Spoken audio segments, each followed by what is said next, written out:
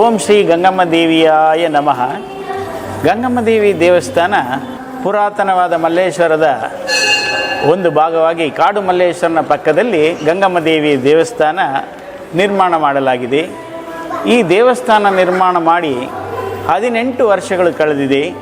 ಆದರೆ ಇದರ ಹಿಂದಿನ ಚರಿತ್ರೆ ಏನೆಂದರೆ 97 ವರ್ಷಗಳಿಂದ ಆ ಗಂಗಮ್ಮ ದೇವಿಯನ್ನು ಜಾತ್ರಾ ಮಹೋತ್ಸವವನ್ನು ನಡೆಸುತ್ತಿದ್ದಾರೆ.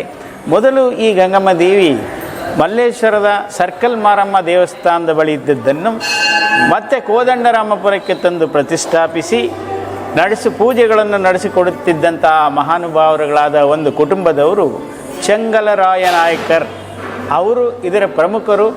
ಈ ಜಾತ್ರಾ ಮಹೋತ್ಸವಗಳನ್ನು ಗಂಗಮ್ಮ ದೇವಿ ಉತ್ಸವಗಳನ್ನು ನಡೆಸ್ತಿದ್ದವರು 97 ವರ್ಷಗಳ ಹಿಂದಿನಿಂದ.